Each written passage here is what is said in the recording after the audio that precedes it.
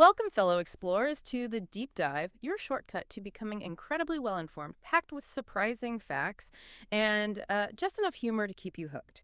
If you've ever found yourself struggling to, articulate a brilliant idea, perhaps feeling a bit shy, or maybe navigating the complexities of expressing yourself in a new language or unfamiliar environment, let me assure you, you are absolutely not alone. The journey of learning to connect and communicate effectively can sometimes feel like, well, an uphill climb. But here's the inspiring truth. Your voice holds immense power, your ideas are invaluable, and today we're going to uncover precisely how to make them resonate no matter where you are on your communication path. Today, we're embarking on a focused deep dive into the profound art and the unexpected science of truly compelling communication. We're not just talking about speaking. This is about communicating in a way that truly captures attention, stirs emotion, inspires action, and makes your ideas, well, utterly unforgettable. Our mission, to uncover how the world's most impactful communicators achieve this magic. And this capability, the ability to effectively share your insights, it's more crucial now than maybe ever before. We live in a world absolutely overflowing with information, right? A constant deluge of messages. Standing out, making your message pierce through all that noise, that's the real game changer. Think about it. It's how groundbreaking social movements gain irreversible momentum, how innovative products secure vital funding, and how individual careers achieve, unprecedented heights. We all have something valuable to contribute, a unique perspective worth sharing. And our journey today will reveal 9 surprising secrets, often overlooked, that empower the world's most influential communicators to forge unforgettable messages. Get ready, because what makes this exploration so compelling is that we're going to root each of these secrets in truly fascinating insights into how the human brain actually works. You're about to experience some genuine aha moments that will not only transform the way you think about sharing your own ideas, but also profoundly shift how you approach any interaction, whether it's a critical presentation, a collaborative team meeting, or even just like a casual conversation with a new acquaintance. So let's unpack our first powerful insight, which underpins the very foundation of compelling communication. We're diving into what we call the emotional aspect of connecting, focusing on how to communicate with genuine heart. And the first secret in this category, it's all about unleashing what we term the master within, in simpler terms, passion. That's precisely where it begins. The fundamental concept here is that the most inspiring presentations, the ones that truly move people and spark action, don't merely rely on meticulously researched data or, beautifully crafted slides. They initiate from the speaker's deep, authentic, almost visceral passion for their topic. It's never just about what you articulate, but the profound emotion you genuinely feel about it. I'm curious then, is passion just a subjective feeling, kind of a nice to have, or is there a measurable scientific force at play here? Oh, it's far more than just a feeling. It's a demonstrable force. The science is incredibly clear. Passion is literally contagious. Consider the research by Joyce Bono and Remus Eiles, which confirmed that positive emotions like passion, enthusiasm, excitement, optimism, they don't just stay with the speaker, they're infectious. When leaders exuded these emotions, it demonstrably elevated the audience's mood, making those leaders perceived as significantly more effective and persuasive. This leads to a profound conclusion often overlooked. Happiness doesn't just result from success. It actually creates success by laying the emotional groundwork for it. That's a truly powerful connection. So it's not simply about being enthusiastic. It's about radiating an authentic internal drive that influences those around you. Precisely. Take the work of Melissa Cardin and her colleagues at Pace, Northeastern, and Chapman Universities. They defined entrepreneurial passion, or EP, as a positive, intense feeling that you experience for something that is profoundly meaningful for you as an individual. End quote. Their studies weren't just about the feeling of EP. They found it actively mobilizes energy, significantly enhances commitment, and correlates directly with increased creativity, the setting of more ambitious goals, greater persistence in the face of obstacles, and ultimately superior performance. It's an engine for achievement, really. And here's where this insight becomes truly striking for anyone striving to launch an idea or a venture. When angel investors are making funding decisions, perceived passion in an entrepreneur was ranked third in importance. Third. That's ahead of conventional metrics like the entrepreneur's education or even their prior startup experience. This tells us that pure, unadulterated passion directly impacts tangible financial success. What a game changer for how we think about communicating value. It absolutely reshapes our understanding of influence. And, this modern scientific validation even echoes ancient wisdom. Patanjali, the ancient Indian teacher, observed that when one is truly inspired by a great purpose, thoughts transcend their usual limits, Consciousness expands, dormant talents suddenly awaken, and an individual discovers a far greater version of themselves. That's the transformative power of authentic passion at its core. Let's delve into some real-world examples that beautifully illustrate this. Consider Amy Mullins, the athlete and advocate. Her compelling presentations weren't about her prosthetics per se. Her profound passion was for unleashing human potential, the idea that limitations are often self-imposed, and the human spirit can overcome incredible adversity. She lived this passion through her journey as a world-class athlete despite her leg amputations, and that inner fire radiated from her every word, captivating audiences globally because it spoke to a universal aspiration. Right. And similarly, Cameron Russell, an international model, delivered a talk that transcended her profession. She wasn't just talking about the modeling industry. Her deep passion was for raising self-esteem in young girls. She openly revealed how her career was largely a genetic lottery and a construction by professionals, rather than a reflection of her true self or identity. Her authenticity and profound passion for something far beyond superficial appearances resonated deeply and made her message incredibly powerful and memorable. Even the giants of business demonstrate this. Howard Schultz, the visionary behind Starbucks, wasn't really passionate about selling coffee. His driving force was building a third place, a welcoming, respectful community space between work and home, where employees felt valued and could offer exceptional service. Exactly. And Tony Hsieh of Zappos wasn't just selling shoes. His passion was delivering happiness to both his employees and his customers, fostering a unique company culture. And Steve Jobs famously urged people to find what makes your heart sing, which for him was the electrifying intersection of technology and the liberal arts. That deep personal connection to his vision is precisely what made his product launches and keynotes legendary. And think of Mathieu Ricard, often called the happiest man in the world. His happiness isn't a superficial state. It stems from his passionate cultivation of wisdom, altruism, and compassion. He shares these insights with an infectious joy, not because he's told to, but because it genuinely fuels him. His undeniable charisma is a direct outflow of this deep, benevolent commitment to his content, making his message about inner peace and societal good incredibly compelling. And Larry Smith, an economics professor at the University of Waterloo, channeled his very real frustration with students who weren't pursuing their true passions into incredibly inspiring talks, urging them to do what you love. Yeah. He often recounts his own decision to pursue journalism over a more financially secure law career because journalism was what made his heart sing, even if the path wasn't immediately clear. His experience vividly illustrates that following your passion takes courage, especially if you don't see the results as quickly as you'd like. This authenticity, born from his own journey, makes his guidance profoundly resonant. Absolutely. Right. And consider Dr. Jill Bolt-Taylor's neuroanatomical presentation on her stroke. It wasn't just impactful for its groundbreaking content about brain function, it was profoundly moving because of her deep, personal, and lived connection to the topic. She literally experienced what she was describing, and that made her discussion of neuroanatomy not just fascinating, but genuinely interesting and wonderful, captivating her audience completely.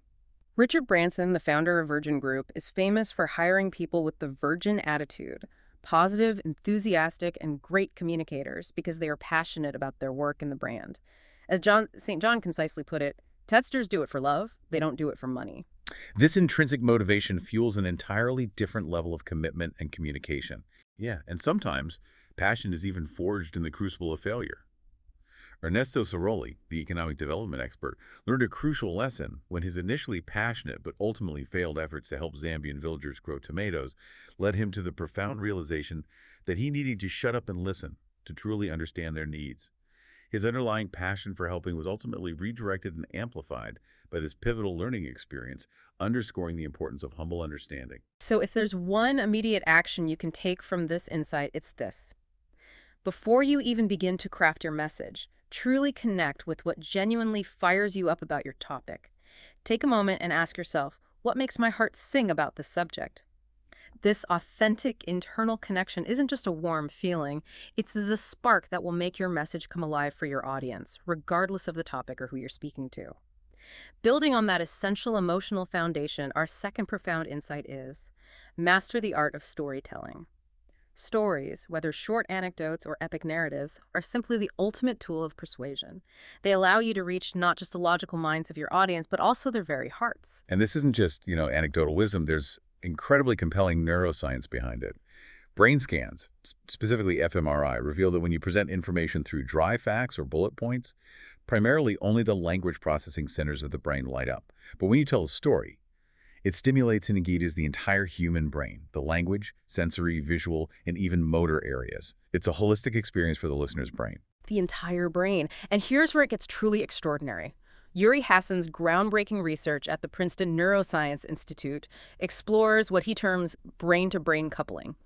What he found is mind-blowing.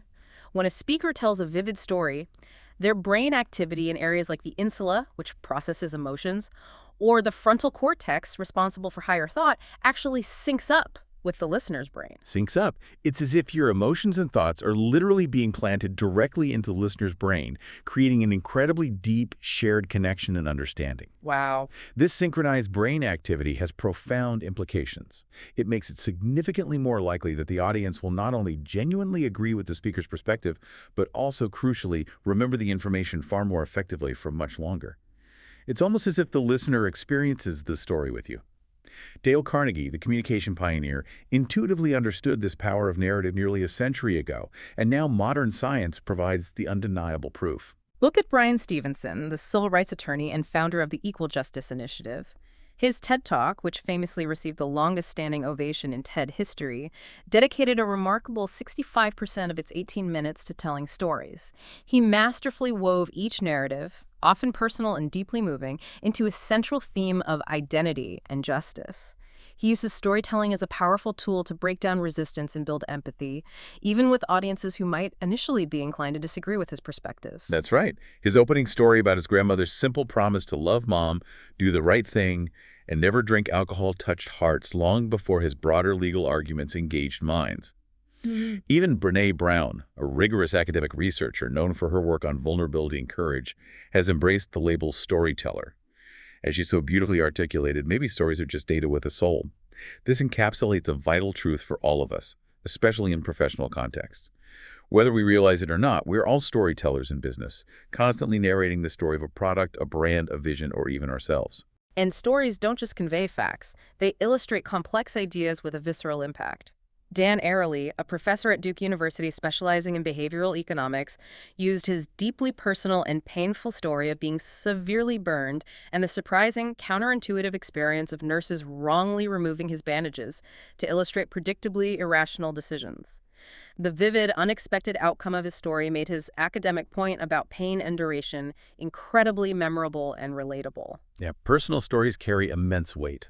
I recall a congressman who managed to secure significant media coverage for the complex fiscal cliff debate by framing it around his mother, a nurse, transforming an abstract economic concept into a human narrative. Similarly, an Intel executive moved her colleagues to tears by sharing her personal story of growing up in poverty with 5 siblings, all of whom, against incredible odds, became engineers. And an executive for United Way, who had himself benefited from their programs as a child, shared a raw, emotional story of abuse and redemption. That vulnerability led to massive employee contributions, demonstrating the profound power of authentic lived experience. And it's not exclusively your personal stories that can be effective. Stories about other people are incredibly potent, too. Sir Ken Robinson's most popular TED Talk on how schools stifle creativity brilliantly used the story of Gillian Lynne, the renowned choreographer of Cats and Phantom of the Opera. As a child, she was misdiagnosed with a learning disorder, but was, in reality, a dancer. A vivid illustration of how formal education can sometimes misunderstand and stifle innate talent. Exactly. And Joel Osteen, a master of inspiration, frequently shares stories, like a friend who faced rejection from 31 banks before finally finding success. These narratives create empathy, allowing the audience to step into someone else's shoes and relate to their struggles and triumphs. Brand stories are everywhere, and they can be just as compelling. Think about the Virgin America pilots who proactively monitored Twitter feeds to ingest customer concerns mid-flight, or the Ritz-Carlton empowering its staff to offer free appetizers to unhappy guests. These aren't just policies, they're stories of customer obsession. And Seth Godin, the marketing guru, is a brilliant example of someone who consistently tells brand stories that spread ideas far and wide. Absolutely. Ludwig Meerschain, the inventor of Dry Bath, a no-water bathing gel, brilliantly explained the why and what of his product. He didn't just present statistics. He began by sharing his own personal experience of not wanting to bathe in winter, and then seamlessly transitioned to the shocking global statistics on sanitation. He crafted a compelling narrative that connected his ingenious invention to a massive, real-world human problem, making it deeply relatable. And Malcolm Gladwell, in his famous talk on spaghetti sauce, used the story of Howard Moskowitz, who reinvented Prego sauce by discovering that consumers, surprisingly, craved extra chunky, leading to an astounding $600 million in sales. This story subtly but powerfully highlights that people often don't truly know what they want or need until it's presented in a new, compelling way. A well-told story, therefore, can reveal unmet needs and untapped opportunities. Right, and the power of vivid language is another critical element. Toshiba Medical Systems, for example, pitched a new CT scan not with dry technical specifications, but by creating David and Susan, fictional characters whose lives were saved by the machine. This transformed abstract technology into something concrete and emotionally resonant. The advice here is clear. Avoid bland buzzwords and tired cliches. Instead, use rich metaphors and analogies that stimulate different areas of the brain. When you hear a velvet voice, for instance, your sensory cortex might actually light up, demonstrating how language can bridge the abstract to the tangible. Okay, so if you're looking for an immediate way to apply this, remember that every idea, no matter how technical or mundane it might seem, has a story waiting to be told. Your challenge is to find that story, make it personal, either yours or someone relatable, enrich it with vivid imagery, and then connect it powerfully to your central theme. Stories are truly data with a soul, and they are your most potent tool for ensuring your message not only sticks but truly moves your audience. And this brings us seamlessly to our third profound insight in the emotional realm of communication. Have a conversation. The guiding principle here is to deliver your presentation with the same comfort and natural ease you'd bring to a conversation with a close friend. This is how you cultivate genuine rapport and build an unshakable foundation of trust. This is so crucial because true persuasion, the kind that leads to action and lasting impact, only genuinely occurs after emotional rapport and trust are firmly established. If there's any incongruence, a mismatch between your words, the tone of your voice, your gestures, or your overall body language, your audience will instinctively sense it and begin to distrust your message. Think of it like owning a magnificent, high-performance sports car, a truly brilliant story, but lacking the skill to drive it for maximum impact. The delivery can really undermine the content. And here's a truth that often surprises people. Authenticity isn't a default setting. It actually requires rigorous practice. We're talking hours upon hours of deep preparation, digging into your topic until it's second nature, choosing precisely the right words, rehearsing their delivery for maximum impact, and meticulously ensuring that every nonverbal cue aligns perfectly with your spoken message. Exactly. It's much like watching a masterful dancer. They make it look utterly effortless. But that apparent ease is the direct result of countless hours of dedicated practice. This rigorous preparation frees your mind from the mechanics of what you're saying. What slide is next? Allowing you to focus entirely on genuinely connecting with your audience. The immense impact of body language is powerfully demonstrated by research from Morgan Wright, who trains agents for agencies like the CIA, FBI, and NSA in behavior analysis. His findings are compelling. Audio-only interviews were only 55% accurate in detecting truth or deception. Video-only interviews, which allowed observation of nonverbal cues, jumped to 65% accuracy, but combining audio and video, accuracy soared to 85%. This highlights just how heavily nonverbal cues weigh in how judgments are made about you. Right. Your command presence, that aura of confidence and credibility, is born from a deep understanding of your material, genuine self-assurance, and a complete alignment of how you talk, how you move, and how you look. Let's consider some prime examples of this disciplined approach. Amanda Palmer, the performance artist, dedicated an astonishing 4 months to rehearsing a mere 12-minute TED Talk. 4 months. She even crowdsourced her topic on her blog to ensure it resonated deeply with her audience. Think of Apple product launches. A 20-minute presentation often represents hundreds of hours of meticulous preparation and rehearsal. And Steve Jobs, the legendary king of wow, wasn't born a natural public speaker. Early videos show him visibly nervous, stiff, and somewhat awkward in front of audiences. Yet he embodied the 10,000-hour rule, practicing relentlessly for many hours over many weeks, constantly refining his style year after year, transforming himself into one of the most charismatic business leaders of all time. He didn't just speak, he made it look effortless. Yeah, and your verbal delivery elements, rate, volume, pitch, and strategic pauses are all critical components of this conversational style. Audiobooks are typically read at a comfortable 150, 160 words per minute, and live presentations can sometimes be slightly faster due to the added sensory input. Right. Compare this to historical figures like Henry Kissinger, whose monotonous delivery at around 90 words per minute contributed to a less engaging style. The goal isn't to hit a specific number, but to find your natural, authentic conversational pace, avoiding the common mistake of unnaturally slowing down or speeding up when presenting. Brian Stevenson's TED Talk, for example, sounds as if he's simply shooting the breeze, effortlessly natural and authentic. Lisa Christine, a photographer who bravely documents modern slavery, masterfully utilized her pace to create dramatic impact. She would deliberately slow her delivery and punch key words, creating powerful emphasis. For instance, she would say, "Slavery exists everywhere, nearly, in the world. Pause. And yet it is illegal everywhere in the world."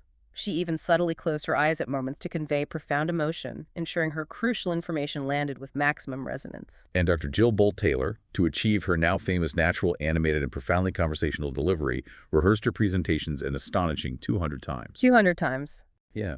Her process involved starting with a free flow of ideas on a notepad, condensing them into 5 core messages, and then meticulously figuring out how to make those messages not just visual and interesting, but genuinely entertaining. This intense level of practice is what allows for such genuine, fluid, and impactful delivery. Gestures and posture also speak volumes, often more loudly than words. Colin Powell, a rigorously disciplined thinker, used gestures that felt utterly organic and complementary to his complex ideas, like spreading his hands to signal a good start or clasping a fist to emphasize a group of youngsters. Exactly.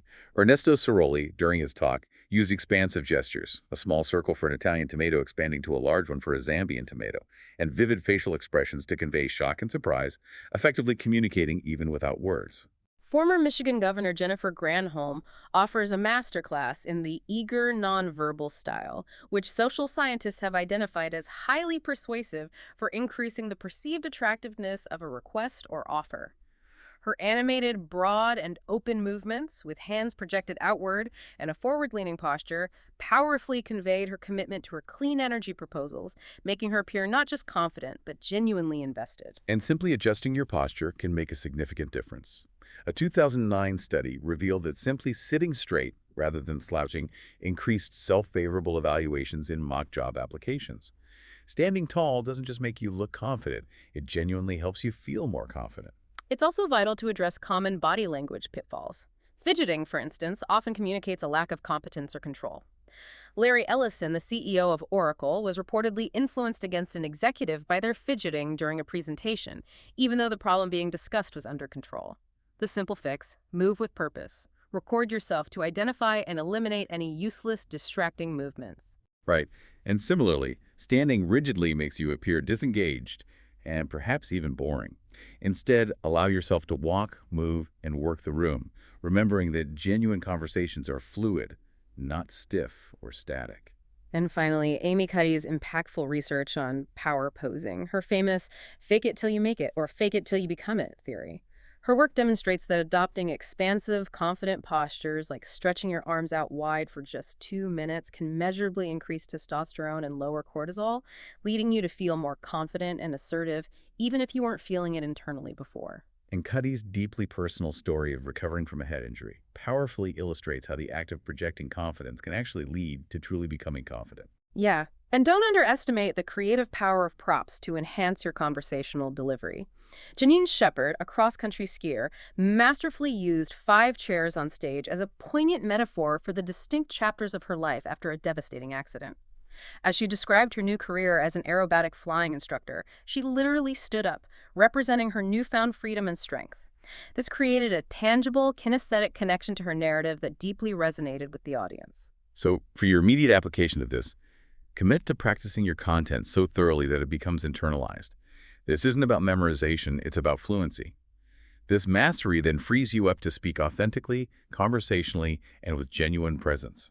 And pay close attention to all your nonverbal cues, how you sound, how you look, your gestures, and your posture, because these elements are crucial for building trust and ensuring your message truly lands with impact. Now, let's shift our focus from connecting with the heart to the dynamic art of capturing attention with the unexpected. This marks part 2 of our deep dive, where we explore the novel aspect of compelling communication. Our fourth secret in this powerful category: teach me something new. The fundamental concept here is to instantly intrigue your audience by revealing genuinely new information, presenting familiar concepts in a completely different light, or offering a fresh, innovative solution to an age-old problem. The human brain, quite remarkably, is hardwired for novelty. It literally cannot ignore something new or surprising. Right. The science behind this is profoundly compelling. Neuroscientists confirm that novelty is arguably the single most effective way to capture and hold attention. And here's why. Learning itself is inherently joyful, even addictive, because it activates the very same reward areas of the brain that are stimulated by things like drugs or gambling. Exactly. John Medina, a developmental molecular biologist, emphasizes that humans are natural explorers with an unquenchable thirst for knowledge, a fundamental drive as powerful as hunger or thirst. This innate curiosity isn't just a quirk. It's a critical evolutionary mechanism that ensures our survival and continued progress as a species. And when people encounter something genuinely new and exciting, their brains release dopamine, which functions as the brain's natural save button, significantly helping them retain that novel information. Dr. James Flynn's Flynn effect, which posits that the world's IQ is steadily increasing, suggests that people aren't just seeking information, they actively crave mental workouts, the kind offered by platforms that constantly bombard the brain with new experiences and challenges. And neuroscientist Gregory Burns amusingly describes the brain as a lazy piece of meat that constantly seeks shortcuts and efficiency. To truly force it to see things differently, to break free from its ingrained patterns, you must bombard it with fresh new experiences, pushing it deliberately out of its routine. That's precisely why novelty is such an incredibly powerful tool for engagement and learning. Robert Ballard, the legendary ocean explorer who famously discovered the Titanic, is a true master of this. In his presentations, he doesn't just recount discoveries. He actively challenges the audience with probing questions like, why are we ignoring the oceans? Then he immediately follows with astonishing previously unknown facts. NASA's annual budget, for instance, is equivalent to 1,600 years of NOAAs. Half of the entire U.S. lies beneath the sea. The greatest mountain range on Earth is actually underwater. And the deep sea holds more history than all land museums combined. Wow. His stated goal: to jaw-drop the audience into full receiving mode, making them utterly eager to absorb every piece of new information. This resonates deeply with the perspective of someone like James Cameron, the visionary filmmaker and deep-sea explorer. He eloquently states, curiosity is the most important thing you own. Imagination is a force that can actually manifest a reality. This encapsulates the profound impact of novel insights. They don't just inform, they spark imagination and can be the catalyst for truly profound change and innovation. Consider Intel's Turbo Boost technology. Instead of launching into a complex technical definition of how it works, Intel spokespeople adopted a novel, relatable approach. They explained it as technology that adjusts performance to give you a boost when you need it, which then extends the battery life of your notebook. This immediately connected a complex technical feature directly to a tangible, daily life benefit for the user. As a result, this simplified, novel explanation was consistently quoted and highlighted in the press, making a dry technical spec highly memorable. Yeah, that makes sense. And Hans Rosling, the late statistician, was a true rock star among presenters, literally reshaping the worldview of millions. He didn't just present boring numbers. He used his Gapminder software to transform them into engaging, animated visualizations, narrating dynamic shifts in global health and poverty trends with the verve of a sportscaster calling a hockey game. His genius lay in his ability to package complex, hard data in an entirely fresh, visually compelling way, making his content incredibly valuable, understandable, and utterly unforgettable. A SanDisk executive similarly presented data on growing high-capacity storage sales in a truly novel and personal way. Instead of just listing figures, he showed photos of his 80,000 digital photos, emphasizing that most were stored on SanDisk cards. He then connected this to the broader market by explaining that panoramic photos require 10 times more storage capacity, 10 times more opportunity for SanDisk. This transformed dry sales figures into a relatable, compelling story, making the data stick. Right. And Susan Cain, in her incredibly influential talk on introversion, fundamentally challenged a widespread societal perception that only outgoing people possess valuable ideas. She boldly stated there's zero correlation between being the best talker and having the best ideas, powerfully highlighting the often underestimated strength and importance of solitude for creative thought. Her insight forced people to look at the world and indeed themselves, in a completely new light. A powerful example of novel presentation occurred when a PR executive won a major New Orleans account. Instead of preparing a dry, standard PowerPoint presentation, her team took a radical, novel approach. They first toured the devastated lower Ninth Ward of the city.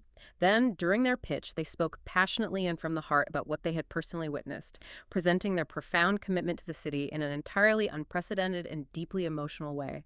They secured the account on the spot. Wow. And Edi Rama, the former mayor of Tirana, Albania, used his passion for art and natural curiosity to confront pervasive corruption in his city. Instead of traditional urban renewal, he offered a novel solution.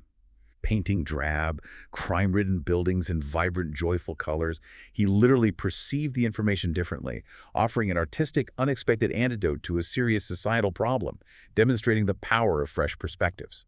Even the discipline of crafting a Twitter-friendly headline is a powerful exercise in novelty and conciseness. Forcing yourself to condense your core message into 140 characters or less demands absolute clarity and helps your audience grasp the big picture immediately, long before you dive into the supporting details. Yeah, it's like that primitive man needing to know, will the tiger eat me, before asking how many teeth does it have.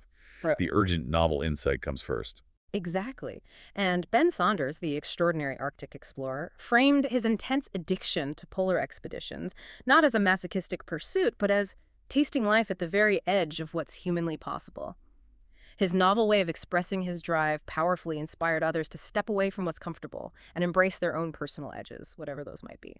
So as you prepare to communicate your next idea, pause and ask yourself, what's genuinely new here? What's one surprising thing I can teach my audience today? Or how can I package this familiar information in a truly surprising, fresh, or unexpected way? Actively embrace curiosity, expose yourself to diverse perspectives, and seek out new experiences to constantly spark your own creativity. This will allow you to deliver truly novel insights that demand attention. Building directly on the power of novelty, our fifth profound insight is deliver jaw-dropping moments. These are the shocking, the impressive, the utterly surprising moments you strategically embed in your presentation that not only capture immediate undivided attention, but are also remembered long after your words have faded. The science precisely explains why these moments are so potent. They create what researchers call an emotionally charged event, or ECE, in the brain.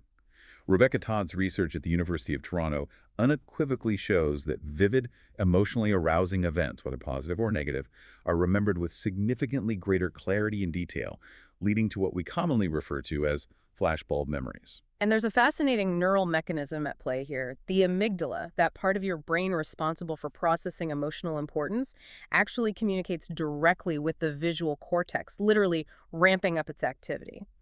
This means that we don't just perceive these emotionally charged events, we process and critically remember them far more actively and intensely. Pretty much. The human brain is quite literally hardwired to prioritize and recall emotionally vivid experiences, while largely overlooking the mundane. This also explains why concrete, meaningful examples are so much more effective than abstract concepts. The brain is simply not designed to process pure abstractions as readily. The classic unforgettable example is Bill Gates' 2009 TED Talk. He dramatically released a jar of live mosquitoes into the audience, stating, "Not only poor people should experience this."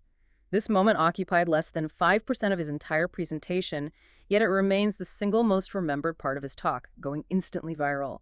It was the ultimate shocking hook that ensured his message about malaria eradication stuck. Totally. Or consider the Toshiba CT scan. Instead of droning on about abstract technical specifications like 320 ultra-high-resolution detector rows, the pitch was transformed into something profoundly concrete and emotional. Our product could mean the difference between going home and living a full life or never recognizing your family again if you've suffered a stroke. That's a jaw-dropping, emotionally impactful statement that transcends technical jargon. And Dr. Jill Bolt-Taylor, during her My Stroke of Insight talk, brought a real human brain onto the stage, holding and dissecting it as she discussed neurocircuitry and teens' ability to choose their thoughts. She even lightheartedly admitted it was icky, but it was also profoundly memorable and ensured the audience was absolutely riveted by her scientific explanations. Steve Jobs was, without a doubt, the king of wow. A master at transforming product launches into unforgettable spectacles. Think back to the 1984 Macintosh launch. After building anticipation by describing the computer's revolutionary power, he slowly pulled the Macintosh from a canvas bag, inserted a floppy disk, and then the ultimate surprise. He let the computer speak for itself. I remember that. Hello, I am Macintosh. It sure is great to get out of that bag. Never trust a computer you can't lift. This was unexpected, utterly unique, and created an unforgettable moment that cemented the Mac's personality in public consciousness. Exactly. And even subtle twists can create wow moments. During the iPad mini launch, Phil Schiller didn't just state its thinness as 7.2 millimeters. Yeah. He made it tangible by comparing it to as thin as a pencil, with a vivid image of a pencil appearing right next to the iPad on the slide. Oh, yeah, and for its weight, as light as a pad of paper. Simple, creative twists on data that transform abstract numbers into lasting, relatable impressions. We can categorize holy smokes moments into 5 powerful avenues. First, props and demos. Mark Shaw, for instance, famously demonstrated his ultra-ever dry coating by throwing red paint on a whiteboard, which then revealed the letters TED that had been pre-coated with the repellent. It was a perfectly tailored, visually stunning demonstration. Right. And that agribusiness client you mentioned used a simple green box prop to represent their abstract produce traceability technology, instantly making a complex product tangible and comprehensible. Second, unexpected and shocking statistics. Get this, California strawberries occupy only 0.5% of the state's farmland, but generate 10% of its agricultural jobs. The payroll taxes from just one county's strawberry farms equal the combined salaries of all elementary school teachers in that same county, and the average farm worker earns more than someone in retail. Wow. Those statistics, when put into such stark context, are genuinely jaw-dropping and force an immediate reevaluation of assumptions. Third, pictures, images, and videos. Raghava KK's captivating demonstration of manipulating art with his brainwaves, showing Mona Lisa 2.0's face changing with his mental state, was a phenomenal visual. Chris Jordan, the artist, masterfully visualized data with art. 32,000 Barbie dolls representing annual breast augmentation surgeries, 40 million paper cups consumed daily forming a 42-story building, or thousands of cigarette packs arranged to recreate a Van Gogh painting illustrating smoking deaths. Those visuals don't just show statistics, they make them feel emotional and visceral. Fourth, memorable headlines or sound bites. Stuart Brand's provocative prediction, "We will get woolly mammoths back," was a highly repeatable and widely retweeted phrase that immediately hooked his audience. Even the TED organization itself, when promoting talks, actively curates and uses memorable quotes as powerful hooks to draw viewers in. And fifth, personal stories that create a profound impact moment. Freeman Herbowski, the president of the University of Maryland, shared his powerful, raw story of being a 12-year-old participating in a civil rights demonstration, facing police dogs and fire hoses. We heard earlier about the Intel executive sharing her journey of growing up poor with her 5 siblings, all of whom became engineers, moving her colleagues to tears. Right, and I also recall an executive for an energy company sharing a deeply emotional story about a simple $5 bill in his wallet, which for him represented integrity, trust, and the unwavering value of his company's deals. These stories aren't just engaging. They break down barriers and create profound connection. So if you want to deliver a memorable presentation, begin by identifying the most impactful, surprising points in your message. Then challenge yourself to find creative, unexpected ways to demonstrate or illustrate them.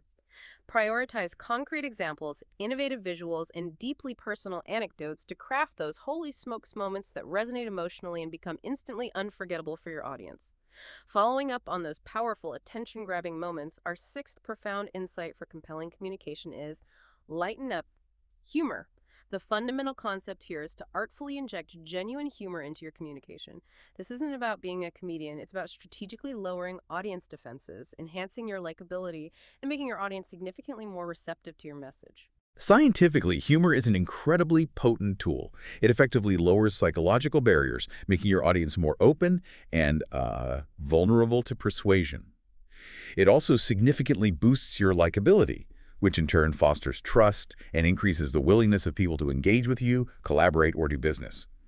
Psychologist Rod A. Martin notes that humor serves multiple functions.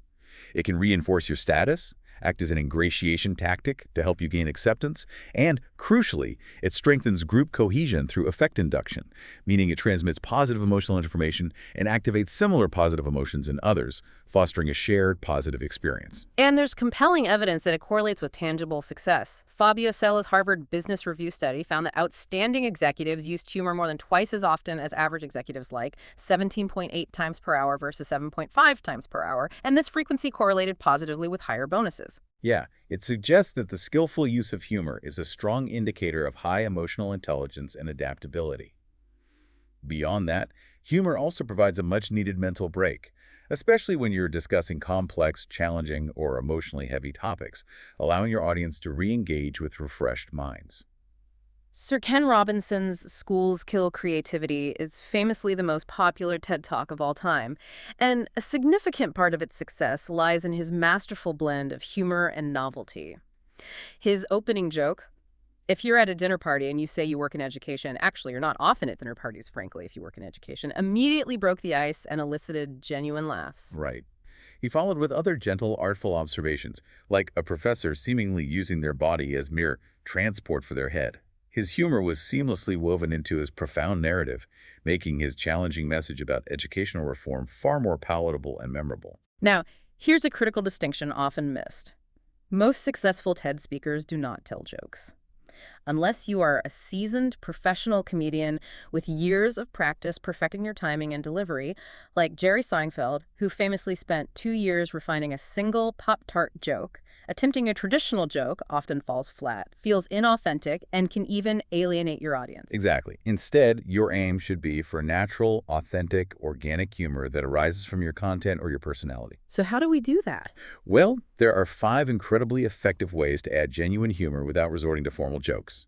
First, anecdotes, observations, and personal stories. Dan Pallotta's observation about being gay and fathering triplets as his most socially entrepreneurial act is a great example of personal, relatable humor.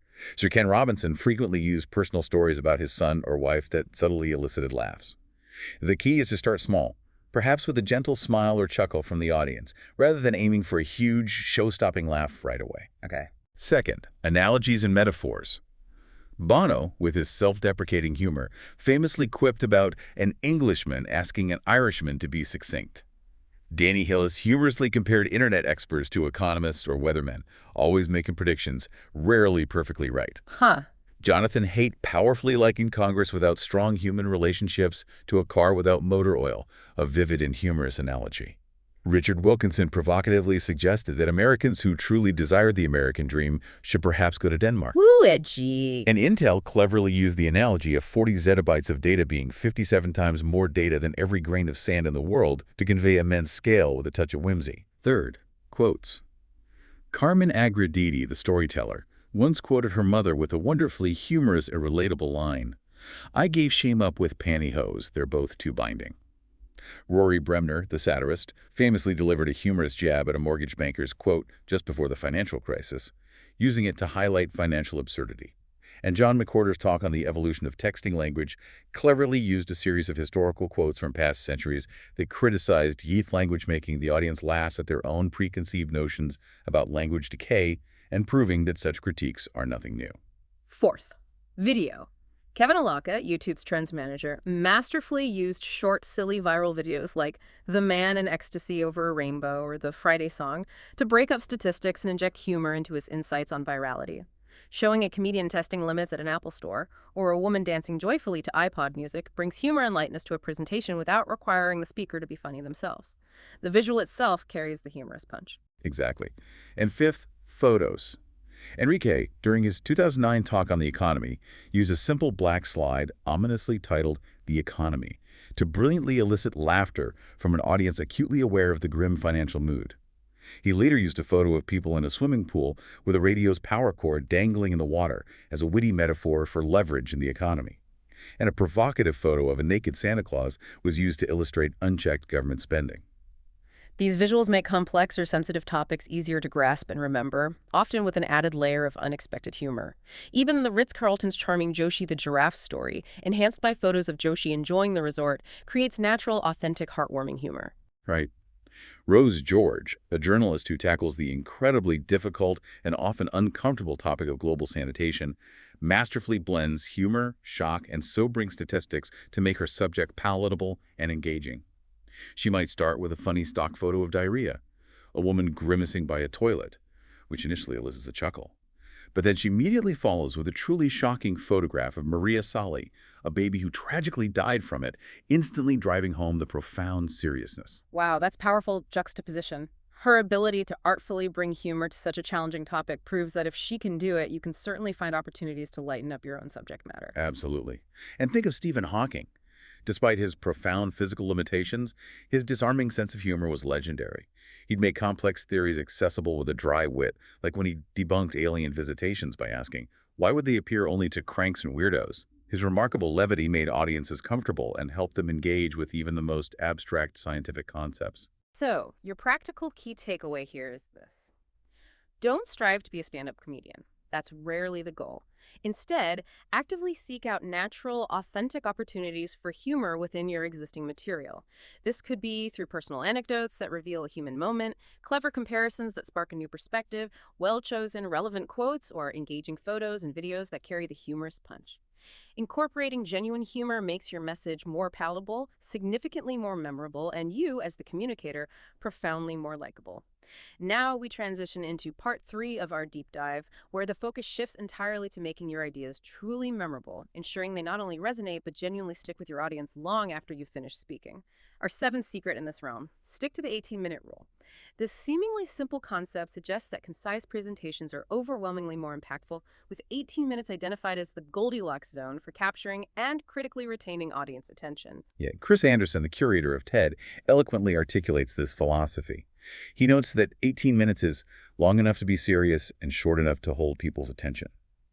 He points out its practicality online, matching the length of a typical coffee break, making talks easily shareable and highly viral. Crucially, this seemingly arbitrary time limit forces speakers, especially those accustomed to rambling for 45 minutes or more, to really think about what they want to say. He emphasizes that it has a clarifying effect. It brings discipline. This constraint paradoxically enhances creativity and focus.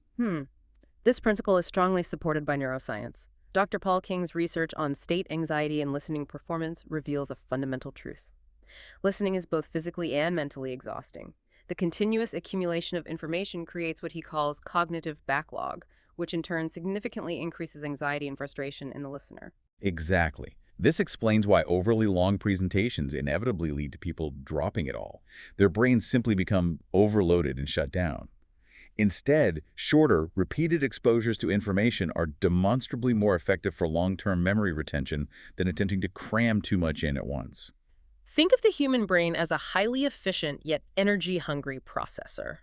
Though it only weighs about 3 pounds, it consumes a disproportionate amount of the body's energy, glucose, oxygen, and blood flow. The process of intense learning rapidly depletes glucose, leading directly to mental fatigue, akin to an essay hangover. Right. Long, dense, or confusing presentations quickly exhaust the audience's available brain power, leading to distraction, disengagement, and ultimately a lack of retention. An 18-minute presentation, however, leaves enough mental energy for the audience to not only absorb your ideas, but also to truly think about them, share them, and most importantly, act upon them. And there's a powerful, almost counterintuitive principle at play here. Creativity actually thrives under constraints.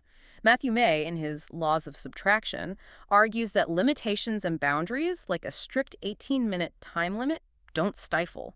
They force intense focus and allow creativity to flourish. The wisdom here is that what isn't there makes what is there even stronger, compelling you to distill your message to its most potent, essential form.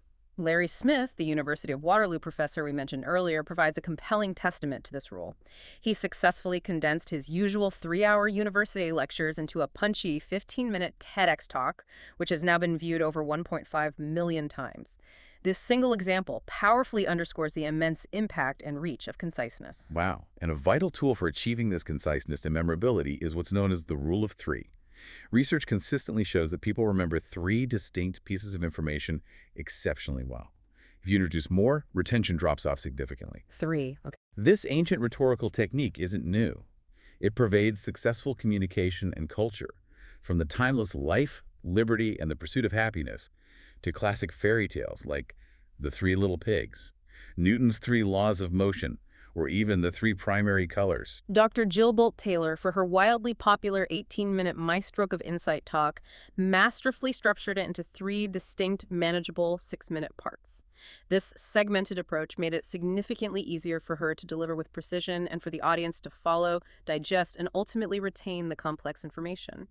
Yeah, and Neil Pasricha, the creator of the 3 A's of Awesome blog and book, built his TEDx talk around 3 core ideas: attitude, awareness, and authenticity.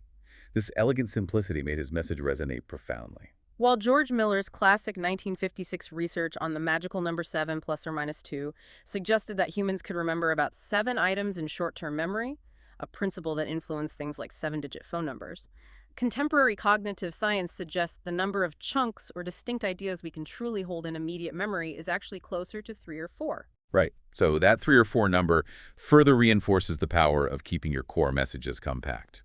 Majora Carter, in her compelling Greening the Ghetto TEDx talk, perfectly exemplified this. For her 18-minute presentation, she chose to tell 3 incredibly inspiring stories of eco-entrepreneurship. Brenda Palms-Farber and her honey products, Andy Lipkiss and his work converting asphalt to trees, and Judy Bonds advocating for wind energy. These 3 distinct, impactful stories, each embodying a different aspect of her message, made her overall vision incredibly clear, engaging, and highly memorable. A message map is a fantastic visual tool that helps you distill your content to its essence, often fitting on a single page. Step 1. Craft a Twitter-friendly headline. Your single overarching message, ideally 140 characters or less. This forces absolute clarity. Step 2. Support that headline with no more than 3 core key messages or stories. Like Steve Jobs' iconic 15-minute Stanford commencement speech, its powerful headline was "Do What You Love," and it was structured into 3 main parts, connecting the dots, love and loss, and death, each supported by potent, memorable stories. Exactly. So your practical mandate here is to ruthlessly edit and condense your content. Embrace the constraint of an 18-minute limit or a similar time-based boundary as a powerful catalyst for clarity and creativity.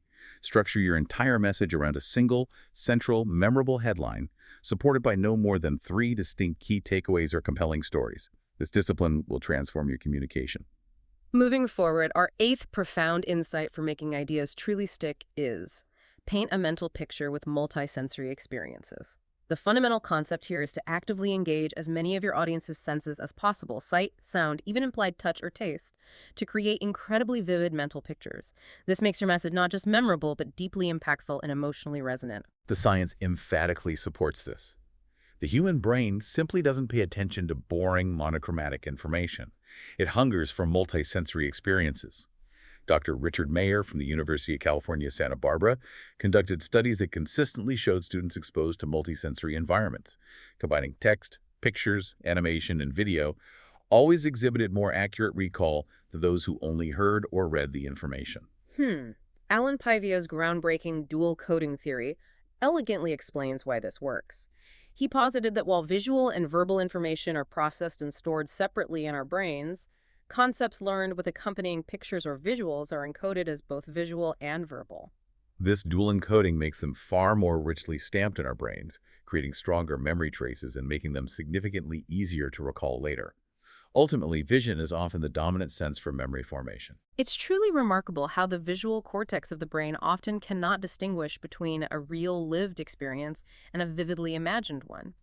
This means that powerful evocative descriptions and rich metaphors can literally activate the same brain areas as actual sight, creating a simulated experience for the listener. Right. And as developmental molecular biologist John Medina reminds us, the brain remembers the emotional components of an experience better than any other aspect. Multisensory engagement amplifies that emotional connection. Let's look at a powerful demonstration of this principle. Michael Pritchard, the inventor of the lifesaver filter. He began his presentation with a jarring photo of a young boy scooping dirty water, accompanied by a statistic so grim it made the audience visibly squirm. Then, for his unforgettable holy smokes moment, he filled a fish tank with murky Thames River water, added pond water, sewage, and even rabbit droppings. He then meticulously filtered this concoction and, to everyone's astonishment, drank the clean water himself. He drank it. Wow. That created an overwhelmingly powerful multisensory demonstration that engaged sight, sound, the pouring, the gasps, and even implied taste, making his message about clean water utterly unforgettable. Definitely. When it comes to visuals, prioritize pictures over dense blocks of text whenever possible. Think of Al Gore's Nobel Peace Prize winning An Inconvenient Truth presentation. His keynote slides were a multimedia event, visually displaying complex information like ice core data matching CO2 levels with temperature with stunning clarity. This visual approach wasn't just informative, it powerfully inspired action and influenced global leaders like Richard Branson. And crucially, Gore adhered to a one-theme-per-slide principle, avoiding the cognitive overload of text-heavy slides. The picture superiority effect, PSE, is a well-established cognitive phenomenon. Studies show you recall only about 10% of information after 3 days from audio alone, but that jumps to a staggering 65% when a relevant picture is added. 65%? Our brains are simply wired to process pictures more efficiently and in multiple channels, making them stick far more effectively. David Christian, in his History of Our World, opened his talk with a captivating video of an egg being unscrambled in reverse. A profoundly powerful visual metaphor for his big history concept, starting from the Big Bang and going forward. And Bono, when presenting complex poverty data, made his statistics visually arresting.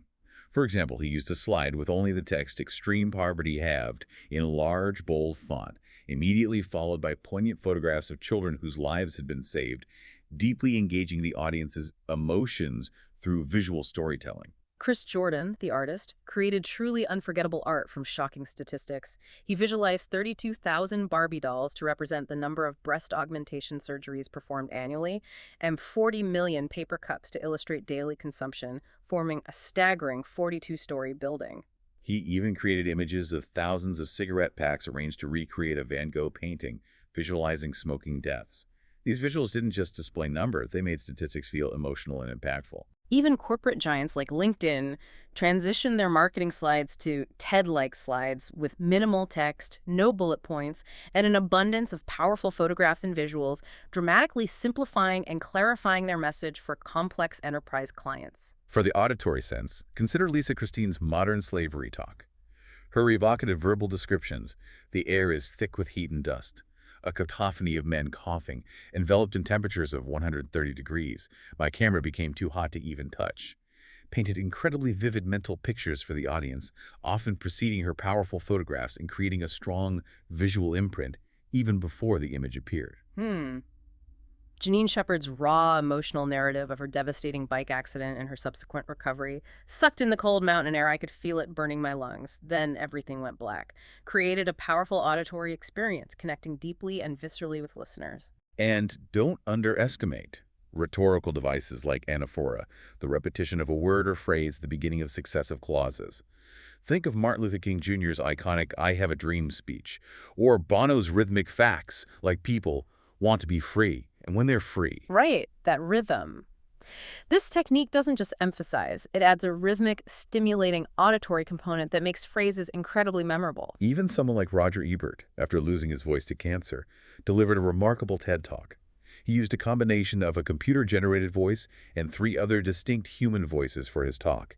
This unique multisensory auditory experience skillfully avoided monotony and kept the audience engaged, demonstrating how creative sound can compensate for limitations and enhance presentation. Finally, to make your audience feel it to engage their kinesthetic or tactile senses, consider creative uses of props and demonstrations. Amanda Palmer, in The Art of Asking, used a simple milk crate as a prop. She literally stood on it on stage as she recounted her past experience as a living statue, creating a tangible physical connection to her narrative. At the very end of her talk, she threw flour into the audience, physically engaging them one last time. When demonstrating the speed of a new USB drive, instead of just quoting data, a speaker described the pain of slow downloads versus the joy of the new product, effectively having the audience feel the difference, making an abstract text spec surprisingly tangible.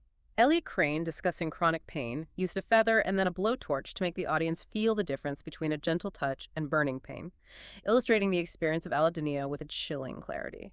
And Stacey Kramer, in her talk "Best Gift I Ever Survived," used the analogy of an imagined golf ball-sized gift to represent her brain tumor, asking the audience to visualize and physically feel its abstract impact on their lives, even though it was a mental construct. Wow. And in a Lush soap demo, the speaker held up an expensive bar of soap and asked for volunteers to smell and feel it, directly engaging the audience's tactile and olfactory senses to demonstrate the product's value far beyond its price point. So your practical mission here is to design your presentations to engage as many senses as possible. Prioritize powerful, thoughtfully chosen visuals, use evocative and descriptive language, master your vocal delivery with variations in pace and tone, and don't shy away from incorporating props or live demonstrations to make your ideas tangible and truly memorable. Think of every presentation as crafting a miniature Broadway play for the mind. We've delved into making your message emotionally resonant and novel enough to capture attention. Now, for our ninth and final profound insight, which weaves all these threads together. Stay in your lane. Authenticity. The fundamental concept here is elegantly simple. Truly be your authentic self. Resist the temptation to imitate others. Instead, identify your unique, deeply personal connection to your topic and speak from that genuine place in your heart. Authenticity is the bedrock upon which trust and rapport are built, and these are absolutely essential for any form of true persuasion. If your persona on stage feels inconsistent, if it doesn't align with your true self, your message will instinctively be distrusted, and you risk losing your audience entirely. As Sir Richard Branson famously believes, work is not separate from play, and play is not separate from work. It's all living. When you are genuinely yourself, when you embrace your true nature, your passion, your integrity, and your unique perspective shine through, creating an undeniable magnetic pull. So the ultimate goal is always to be true to your authentic self, the best representation of yourself that you can possibly be. Consider Sheryl Sandberg, the COO of Facebook. She famously shared a deeply vulnerable personal story of her daughter clinging to her leg before a trip, deciding at the last minute to include this raw, unvarnished moment in her highly anticipated TED Talk. This authentic expression of vulnerability connected her to the audience on a much deeper, profoundly human level than any perfectly curated data point ever could have. It built instant, genuine rapport. Right, and Dr. Jill Bolte-Taylor's experience perfectly illustrates this vital point as well.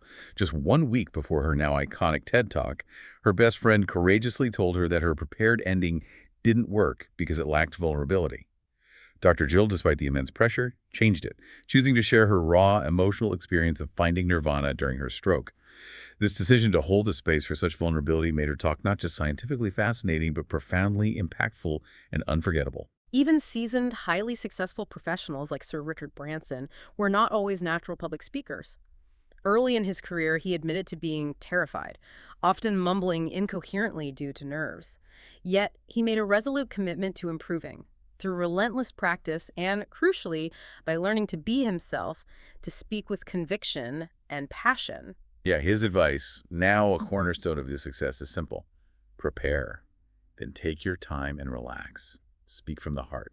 It's about channeling your authentic self. Joel Osteen, who has become one of the most inspirational spiritual leaders globally, admitted he was scared to death before delivering his very first sermon.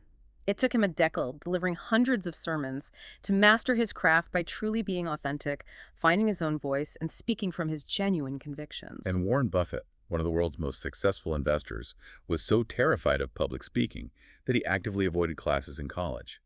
At 21, he understood the profound importance of this skill and enrolled in a Dale Carnegie course, famously stating, "If you can't communicate, you're giving up your potential." These powerful examples show that even the greatest communicators began with profound fear and overcame it through diligent, authentic practice rooted in self-acceptance. Yeah, this concept of practice for authenticity might initially seem counterintuitive.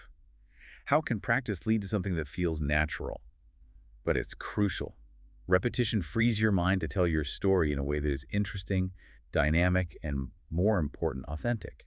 It's about achieving a level of mastery where your content flows effortlessly, allowing your true self to emerge. Like that dancer. You want to be like that masterful dancer who glides across the stage looking utterly effortless, not the one internally counting every single step. Exactly. And a highly effective way to cultivate this authenticity is to present to a different audience. First, perhaps a close friend or your spouse.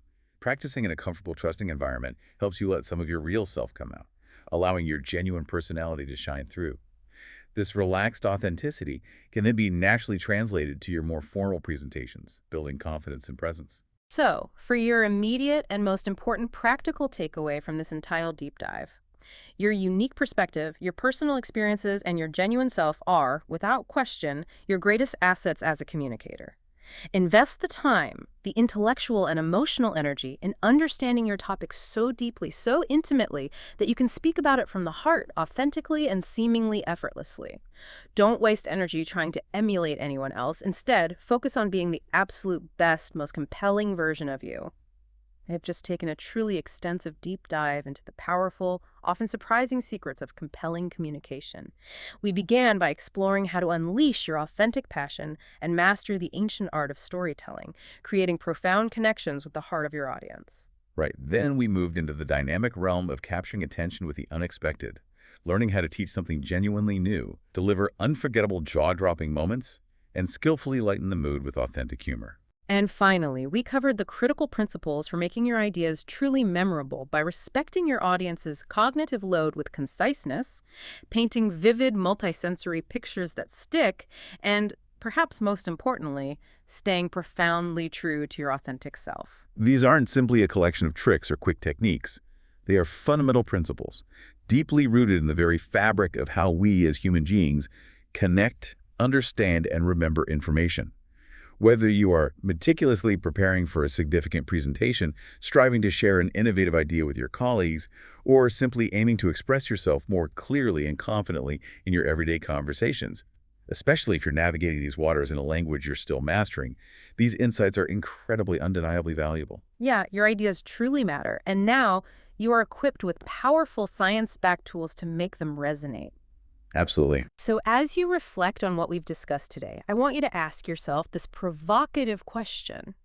What holy smokes moment will you intentionally create the very next time you have an idea to share? Think about that one thing that truly makes your heart sing, that unique spark within you, and then consider how you can share it in a way that not only informs, but genuinely moves and inspires your audience. We understand that embarking on a journey of learning, especially something as personal and sometimes intimidating as public speaking or communicating in new and challenging ways, can feel like a big hurdle. But remember this crucial truth. Every single master, every eloquent speaker, every compelling storyteller started exactly where you might be right now. That's so true. Your journey of discovery, your willingness to learn, to grow, and to refine your voice, that in itself is incredibly inspiring. So keep practicing, keep exploring, and most importantly, keep sharing your unique voice with the world. You've absolutely got this. If you have this deep dive helpful and enjoyed our conversation today, please remember to like, share, and subscribe to our channel. It truly helps us bring more valuable insights directly to you. Thank you for joining us on the deep dive.